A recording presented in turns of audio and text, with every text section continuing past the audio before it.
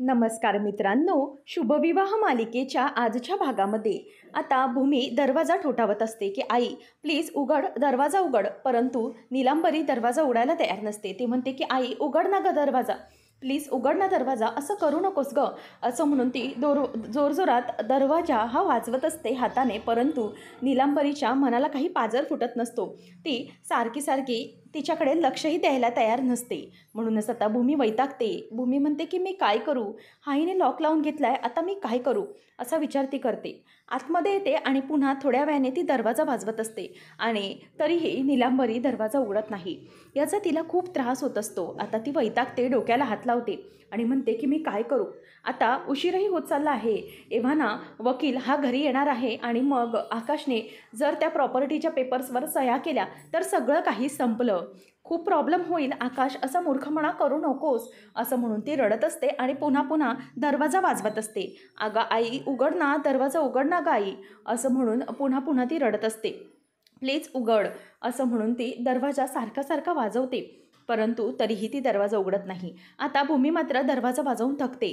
काय करू तिला काहीच कळत नाही. भूमीकडे आता एकच पर्याय उरलेला असतो, तो म्हणजे आई योगेश्वरीची धाव.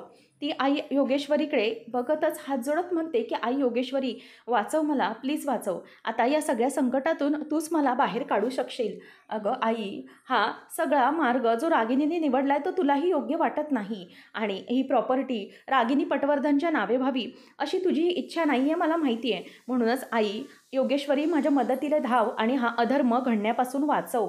प्लीज आई, प्लीज धाव माझ्यासाठी, असं म्हणून भूमी आता हात जोडून जोडून रडत असते. आई योगेश्वरी काहीतरी कर, कोणाला तरी माझ्या मदतीला पाठव, असं म्हणून ती आता जोरजोरात रडत असते आणि पुन्हा पुन्हा जाऊन दरवाजा वाजवत असते. परंतु काहीच उपयोग होत नाही. तर इथे पारितोष हा भूमीच्या घराच्या बाहेर तिची वाट बघत उभा असतो आणि त्याच्या हातात काही पेपर्स असतात. तो म्हणतो की काय झालंय, इतका वेळ झाला, भूमीने तर मला मगाशीच फोन केला होता, मी घराच्या बाहेर पडतीये, परंतु अजूनही ती घराच्या बाहेर कशी पडलेली नाही आहे. नेमकं काय घडलंय काहीच कळत नाही आहे. पारितोष म्हणतो की एक काम करतो, भूमीला मी जरा कॉल लावून बघतो, नेमकी कुठे अडकली आहे का ते बघतो. म्हणून आता रागिनी ही तिकडे मस्त आनंदात असते. तर नीलांबरी देखील भूमीला कोंडून खूप खुश असते. ती आता खाली बसते आणि डबा उघडते आणि डब्यातले तिचे जे घरातले बनवलेले लाडू असतात ते खायला लागते आणि खुश होऊन म्हणते की वा, चला आता निवांत बसूया, आपलं काम तर झालेलं आहे. म्हणून आता ती फोन बघायला जाते. तेवढ्यातच तिथे भूमीला फोन आलेला असतो.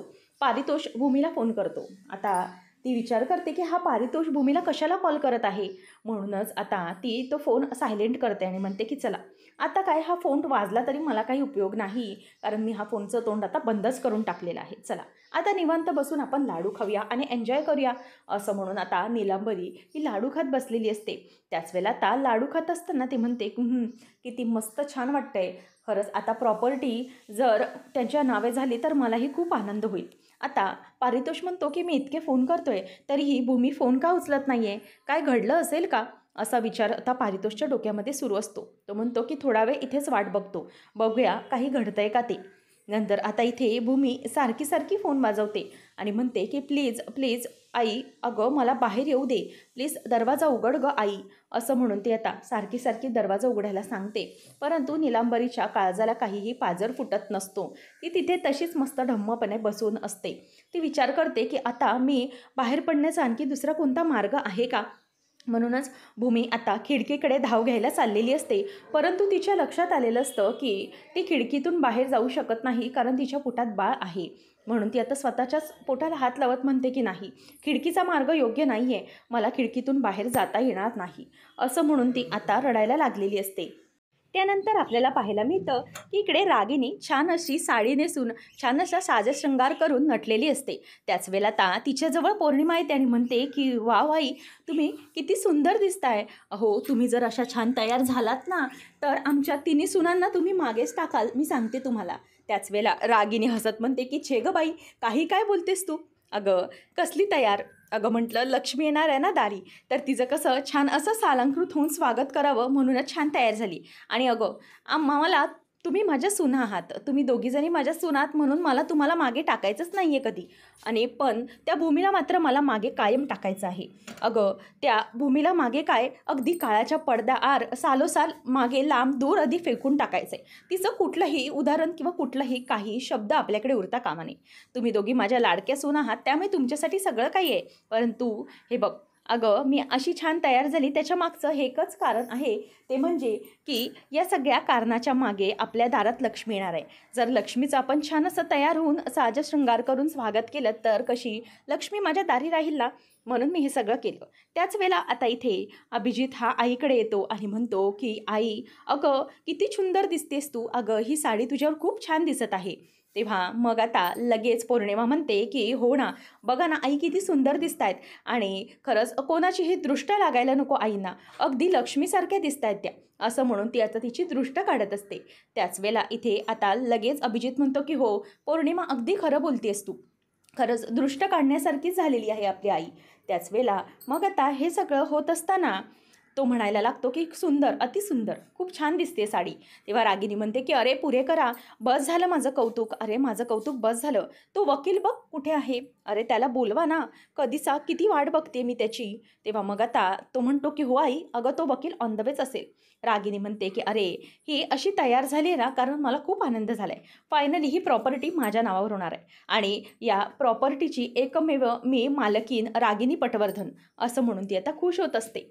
त्याच वेळेला इथे आता भूमी ही वैतागत असते. भूमी म्हणते की काय करू मी, आई अगं दरवाजा उघड ना, काय करू, मला खरंच काही कळायला मार्ग नाही. एव्हा ना तो वकीलही आकाशच्या घरी पोचलेला असेल आणि जर आकाशने त्या पेपरवर साईन केली तर सगळं काही संपलं. काय करू मी, मला खरंच काही कळत नाही आहे. आता काय करू, माझ्या हातातून सगळंच निसटत चाललं आहे. तिला रागिनीची ती वाक्य आठवतात की आज अख्खी प्रॉपर्टी ही माझ्या नावे होणार आहे आणि आज आकाशच्या बर्बादीचा मुहूर्त ठरलेला आहे.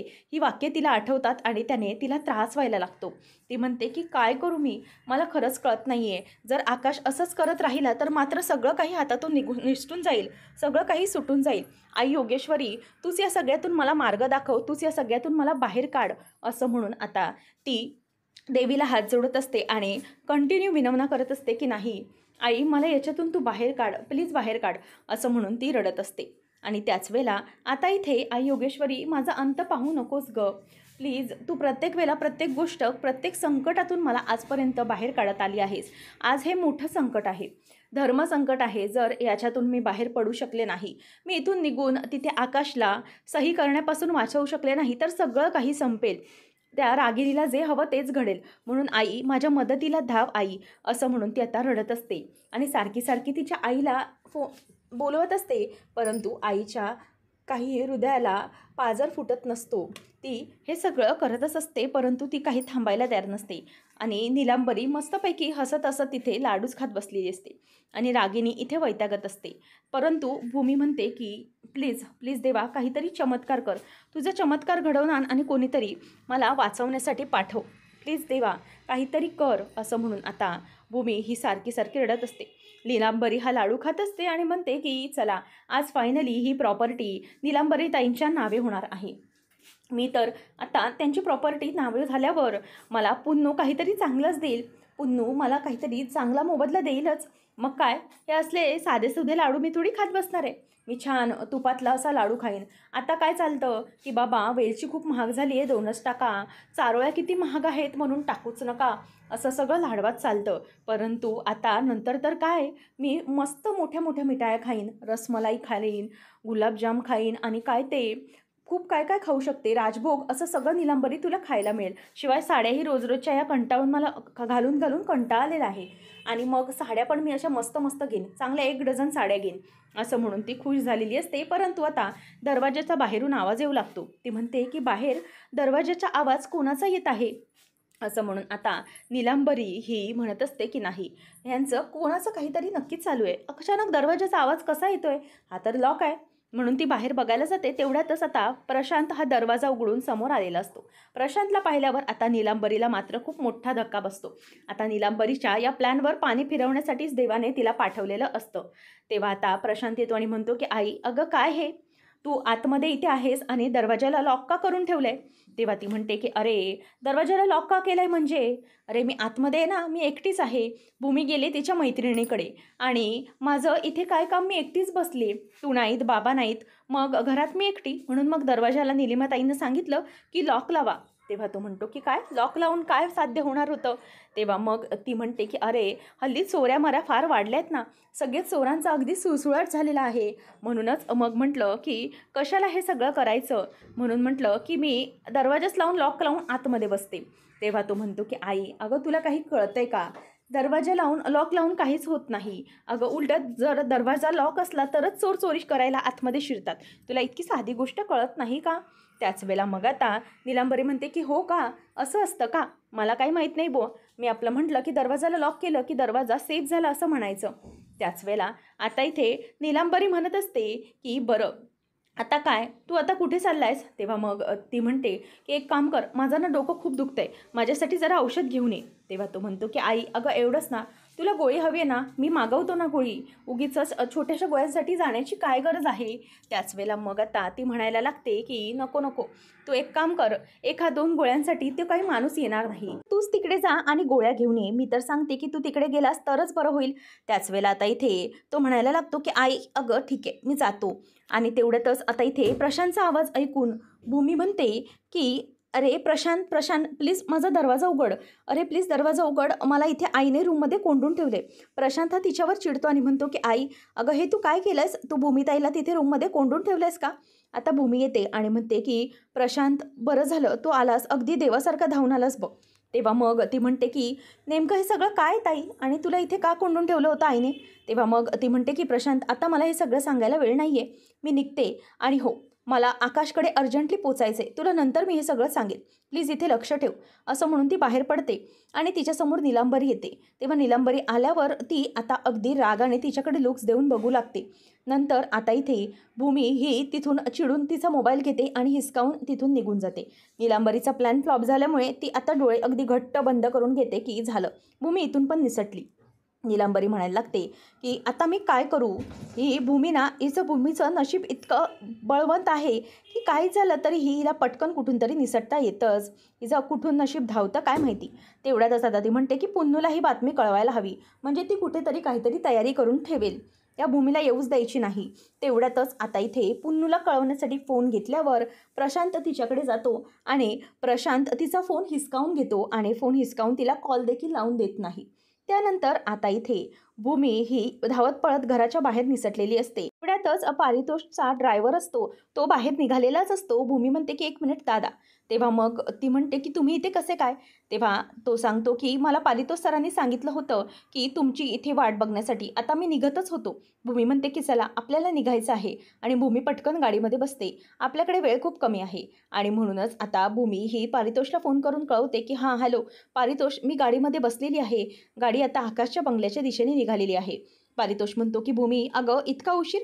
तेव्हा भूमी म्हणते की हे बघ, मी तुला जरा सगळीकडे नंतर सविस्तर सांगेन, जे काही घडलं ते, आता उशीर होतोय, आपण बोलूया. असं म्हणून ती निघालेली असते आणि त्याच वेळेला इथे आता सारखी सारखी रागिनी जाऊन खिडकीच्या बाहेर बघत बसलेली असते आणि म्हणते की अरे काय झालं, हा अजून येत कसा नाही आहे? अरे आता ना हा यायला हवा होता ना एव्हाना, कसं काय नाही आला अजून? इतका उशीर झालाय का? येतोय का हा नक्की? असे नानाविध प्रश्न विचारते.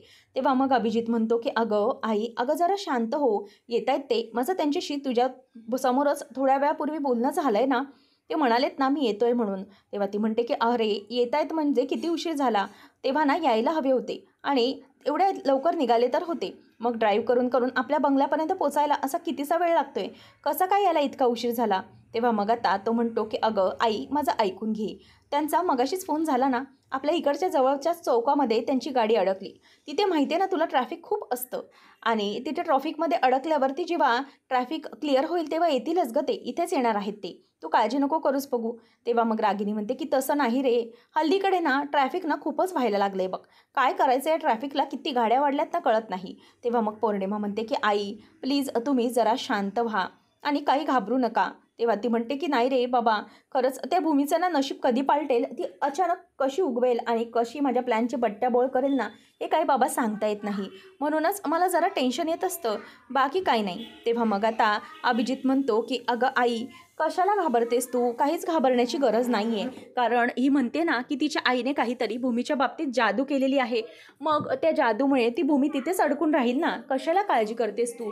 सगळं काही व्यवस्थित होईल. अजिबात घाबरण्याची काहीही गरज नाही आहे, असं ती म्हणायला लागते. आणि त्यानंतर आता इथे भूमी ही गाडीतून निघालेली असतानाच समोरून एक रिक्षा तिच्या कारला आडवी येते.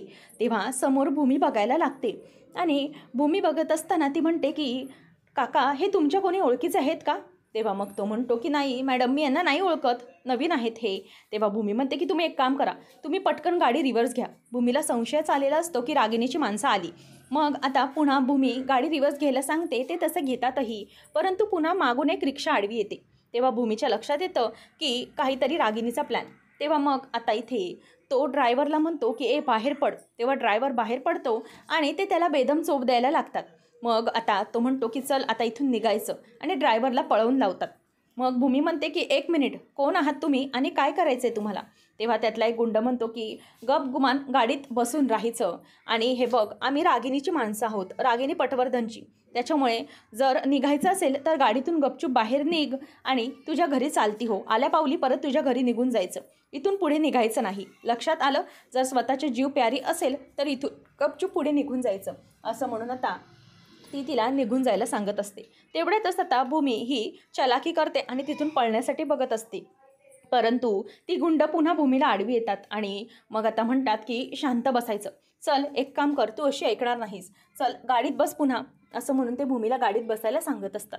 तेवढ्यातच आता एक गुंड हा भूमीकडून ती पारितोषला फोन लावते असा विचार करणार. तेवढ्यातच तो तिचा हातातला फोन आता खेचून घेतो आणि म्हणतो की तुला एकदा सांगितलेलं कळत नाही का? तुला मी सांगितलं होतं ना की जास्त शहाणपणा करायचा नाही. आता हा फोन इकडे राहील, तू गपचूप गाडीत बसायचं. असं म्हणून आता ती गाडीत बसायला सांगत असते.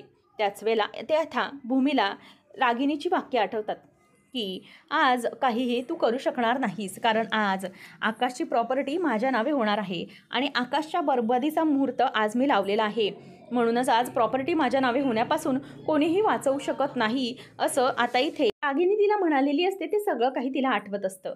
आणि मग आता समोर रिक्षावाले असतातच, त्याशिवाय भूमीला ते आतमध्ये गाडीत बसायला सांगतात. आता भूमी गाडीत बसते, ते दरवाजाही बंद करून घेतात. आता मात्र भूमी विचार करते की हे परमेश्वरा, हे देवा, मी काय करू? माझे सगळे मार्ग बंद होत चाललेले आहेत. एव्हाना ते वकील सह्या करायला देखील सांगत असतील. तेवढ्यातच आता इथे भूमीच्या भेटीत म्हणजेच धावेला आई योगेश्वरी पुन्हा एकदा धावून आलेली असते आणि तेही पारितोषच्या रूपामध्ये. सुरुवातीला प्रशांतच्या, नंतर आता पारितोषच्या रूपाने देवी धावून आलेली असते आणि समोर आता पारितोष हा आलेला असतो.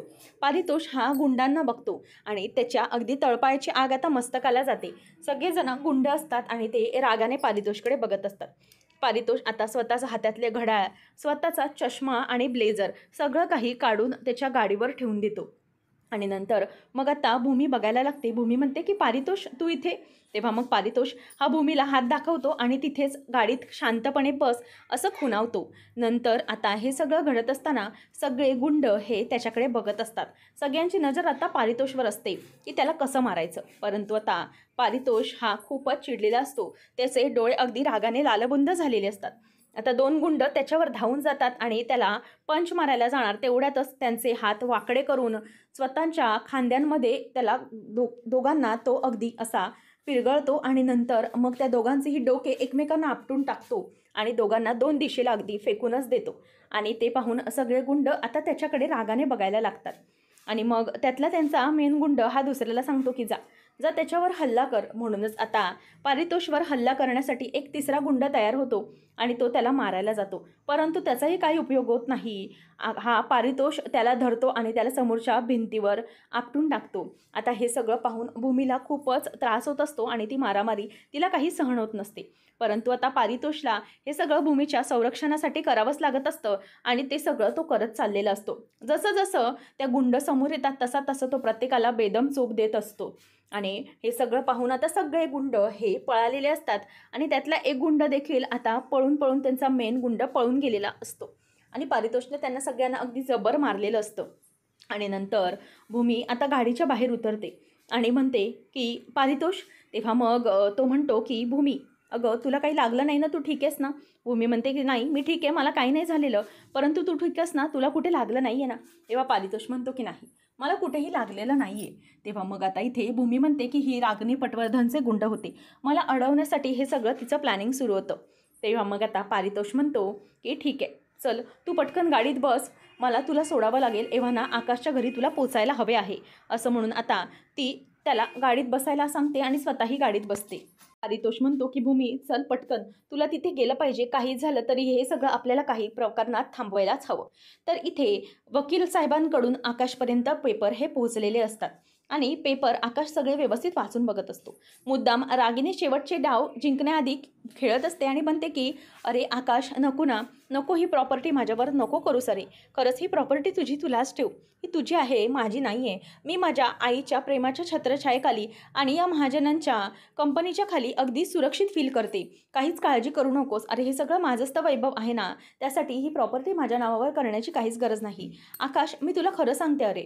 तेव्हा आकाश म्हणतो की आई तू शांत हो, माझा हा निर्णय एकदा झालेला आहे, तो म्हणजे फायनल आहे आणि काहीही झालं तरीही हा निर्णयामध्ये काही आता फेरबदल होणार नाही आहे. त्याच्यामुळे तू आता पुन्हा एकदा याचे सगळे विषय काढू नकोस. आता मी या पेपरवर सह्या करतो आणि जेव्हा मी या पेपरवर सह्या करेन आणि त्याच्यानंतरही तू माझ्यावर या प्रॉपर्टीची मालकीन झाल्यानंतरही असंच निस्वार्थी आणि निर्हार्य प्रेम करशील, त्याच वेळेला मग भूमीच्या लक्षात येईल की आई ही माझी खोटी नाही, माझी आई खरी आहे, ती माझ्यावर खरंच खूप जास्त प्रेम करते आणि प्रॉपर्टीसाठी ती माझ्यावर प्रेम करत नाही. हे भूमीच्या लक्षात येण्यासाठीच माझा हा सगळा प्लॅन आहे. त्याच्यामुळे तू आता पुन्हा याच्यामध्ये काही खोड घालू नकोस, आपण जे काही ठरवलं आहे ते आपण आता करूया. मग आता म्हणूनच आकाश त्या पेपर्सवर सह्या करायला घेतो आणि अभिजित आणि रागिनी अगदी एकमेकांकडे रोख्या नजरेने बघत असतात, कारण त्यांचा प्लॅन, त्यांचा जो काही मुहूर्त आहे तो अगदी सक्सेस होत असतो. आकाश आता त्यांच्या पेपरवर सह्या करत असतो आणि या सगळ्यामुळे रागिनी मनातल्या मनात म्हणते की आकाश मी बोलतेय तर फक्त वर देखल्या तोंड देखल्या बोलत आहे, जे काही खरं आहे ते तर तुला कुठे माहिती, ही प्रॉपर्टी माझ्या नावावर व्हावी याच्यासाठी मी किती प्रयत्न केलेत हे तुला कुठे माहिती आहे. ते आकाश हा प्रॉपर्टीच्या पेपर्सवर कधी सह्या करतोय असं रागिनीला झालेलं असतं आणि तिच्या त्या चेहऱ्यावरून ते स्पष्टच दिसून येत असतं, परंतु मूर्ख आकाश याला तर काहीच कळत नसतं. तो पेपरवरचा सह्या करण्यासाठी पूर्णपणे तयार झालेला असतो. पुढच्या भागामध्ये आपण पाहणार आहोत की भूमी तेवढ्यातच येते आणि म्हणते की आकाश एक मिनिट, या पेपरवर तू सह्या करू शकत नाही, कारण मला डिवोर्स हवा आहे आणि मला डिवोर्स करून माझी अर्धी ही जी काही प्रॉपर्टी ती अर्धी माझ्या बाळाच्या नावे झाली पाहिजे आणि माझ्या बाळाच्या सुरक्षिततेसाठी मी हा मोठा निर्णय घेतला आहे, त्यामुळे तू आता मला काहीही बोलू शकत नाही, असं आकाशला ती बोलते आणि मग रागिनीसमोरच ती ते पेपर्स फाडून टाकते. त्याच वेळेला इथे आता रागिनीने असं म्हटल्याबरोबर हे सगळं पाहून तिला धक्का बसतो आणि मग भूमी जेव्हा खाली येते, रागिनी तिच्या मागे मागे येते आणि पुन्हा नेहमीसारखी तिला डिवचायला बघत असते. तेव्हा भूमी म्हणते की हे बघा रागिनी आत्या, काहीही झालं तरीही ही प्रॉपर्टी तुम्ही आकाश पाताळ एक केलं तरीही मी तुमच्या नावे होऊ देणार नाही, कारण मला माहिती आहे की तुम्ही याच्यासाठी काय काय करताय, कोणत्या कोणत्या थराला जाता येते आणि ही प्रॉपर्टी तर सोडा, मी ही प्रॉपर्टी तुम्हाला तुमच्या घशात गिळूच देणार नाही. आणि दुसरी महत्त्वाची गोष्ट म्हणजे की मला आकाशने या घराच्या बाहेर काढलं नव्हतं, मी स्वतः या घराच्या बाहेर केलेली आणि आत्ता मात्र आकाश तुम्हाला हात धरून धक्के मारून या घराच्या बाहेर काढेल. असं म्हटल्यानंतर इथे रागिनीच्या तळपायाची आग मस्तकाला देते. भूमीच्या या बोलण्याचा तिला खूप मोठा राग येतो आणि भूमीच्या वागण्याचा तिला आता तिरस्कार होतो. म्हणूनच आता रागिनी ही भूमीला कानाखाली मारण्यासाठी तिचा हात उगारते, परंतु आपली धनडाकट भूमी रागिनीचा हात तिथले तिथे रोखते आणि तिथे गच्च अगदी स्वतःचा जोर लावून तो हात तिथे तिचा धरून ठेवते. आणि मग आता रागिनी जेव्हा हात उगारते, भूमी तिचा हात तिथेच तसा धरून ठेवते आणि तिचा हात अगदी असा मागे धरून म्हणते की हे बघा, जर पुन्हा माझ्यावर हात उचलण्याची हिंमत केलीत ना, तर हा जो हात आहे ना तुमचा, तो अगदी मुळासकट उपटून मी बाजूला काढून टाकेन, लक्षात ठेवा, इथून पुढे माझ्यावर हात उगारायचा नाही. असं म्हणून आता रागिनीच्या या सगळ्या कृत्यांना भूमीने अगदी चांगलं सडेतोड उत्तर दिलेलं असतं आणि रागिनीचं तोंड अगदी बंद करून टाकलेलं असतं. रागिणीकडे आता दुसरा कोणताही पर्याय उरलेला नसतो आणि भूमीने शेवटी जे करायचे ते करूनच दाखवलेलं असतं. अशा प्रकारे रागिणीचा हा डाव फ्लॉप करून भूमी आता आकाशला कशाप्रकारे रागिणीच्या विरोधात पारितोषिकच्या मदतीने पुरावे शोधून काढून रागिणीचा पर्दाफाश करणार आहे, हे पाहणं रंजकतेचं ठरणार आहे. अशाच मालिकांचे अपडेट जाणून घेण्यासाठी आजच आपल्या चॅनलला सबस्क्राईब केलं नसेल तर नक्की सबस्क्राईब करा. धन्यवाद.